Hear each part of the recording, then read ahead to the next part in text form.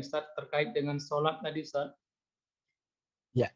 Tentang sholat tadi ada rusuh bila seseorang yang sedang safar Ustaz. Ada pertanyaan, sebagian orang memahami rusuhnya dalam hal ini ketika sedang safar dia melakukan jamak qashar. Namun di sebagian masyarakat masih ditemukan ada dua pemahaman Ustaz. Yang pertama, dia melakukan jamak qashar hanya ketika dalam perjalanan saja Ustaz. Misalnya dari Jakarta mau ke Bandung, dia mampir di Cianjur, di dalam perjalanan dia melakukan jamak qashar, misalnya duhur 2 rakaat, asar 2 rakaat. Namun setelah dia sampai di Bandung, dia melakukan sholat yang lengkap gitu, duhur nanti 4 rakaat, asar 4 rakaat. Nah, ini yang benar yang mana Ustaz? Kenapa di masyarakat masih kita temukan dua pemahaman ini? Lalu berapa hari dia bisa menjamaknya Ustaz? Ada yang pemahaman 3 hari, ada yang 7, ada yang 19, ada yang sebulan lebih. Mohon penjelasannya Ustaz. Jazakallah khair. Ya, baik. Pendapat yang paling kuat dalam masalah pembahasan rukhsah safar, tentang rukhsah keringanan yang Allah berikan saat safar terkait dengan sholat, betul, rukhsah itu di antara bentuknya adalah adanya jamak dan qashar. Pendapat yang paling kuat, jamak bahkan boleh dilakukan sebelum kita safar. Sebagaimana Nabi SAW disebutkan dalam hadis yang sahih, kalau ketika hendak safar setelah zuhur, beliau akan menjamak zuhur dan asar. Jika Nabi SAW hendak safar setelah zuhur misalnya, maka beliau menjamak zuhur dan asar di jamak takdim, di tempat dia masih mukim. Adapun kalau beliau SAW berangkat sebelum zuhur, maka beliau menjamak di tengah perjalanan, menjamak zuhur dan asar jamak takhir. Maka jamak diperbolehkan dilakukan bahkan sebelum safar. Dan terus berlanjut sampai kalimat musafir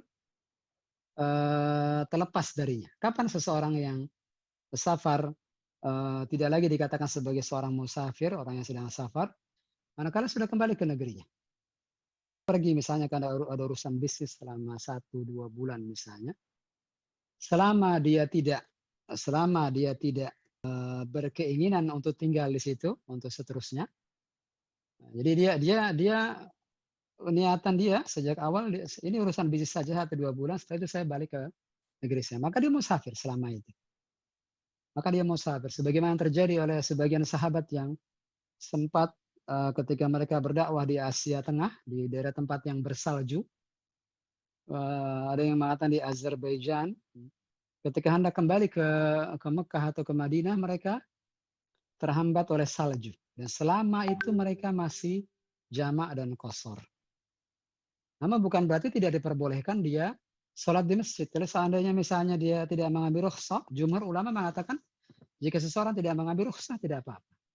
Jumhur ulama mengatakan demikian. Jika dia tidak mengambil rukhsah, dia pergi ke masjid setempat dan kemudian sholat bersama kaum muslimin boleh. Tapi tentu ketika dia sholat bersama kaum muslimin di tempat dia safar, tentu dia ikut imam. Jika imam 4 rakaat, maka dia ikut berakaat. Tidak boleh dia 2 rakaat, imam 4 rakaat. Tidak boleh. Adapun itu jamak. Dia boleh dimulai bahkan sebelum safar. Sampai dia kembali ke negerinya. Selama apapun dia terhalang. Dan disebutkan dalam hadis tentang sahabat yang tertahan karena salju itu beberapa bulan. Tapi karena tidak ada niatan sama sekali mereka mukim di situ untuk selanjutnya, maka tetap dikatakan mereka sebagai musafir. Adapun hadis yang mengatakan bahwa 6 hari, 7 hari, sebagiannya tidak sahih. Atau yang kedua, penentuan 6-7 hari atau sekian hari itu dalam hadis itu bukan penentuan, tapi musadafah. Kebetulan Nabi SAW 6 hari di sini, 7 hari di sana, maka beliau masih menjamak selama 7 hari. Kebetulan 7 hari. Artinya kalau lebih dari itu pun tetap beliau akan menjamak. Selama tidak menjamak dan qashar, selama kalimat musafir tetap melekat kepada orang tersebut. Kapan dia tetap dikatakan musafir? Selama tidak ada niatan untuk tinggal di situ.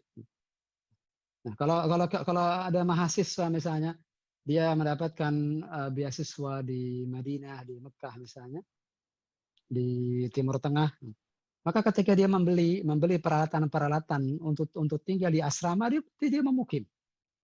Orang beli setrikaan, ada Mahaselu ketika di Mesir beli setrikaan setelah seminggu. Saya beli beberapa peralatan-peralatan yang diperlukan, selimut, karena itu musim dingin, kemudian karena memang berniat mukim di situ. Maka saat itulah kalimat musafir saya hilang. Karena saya punya niatan untuk tinggal di situ untuk beberapa lama melanjutkan studi misalnya. Maka ketika dia beli peralatan-peralatan untuk orang mukim, maka saya itu hilang.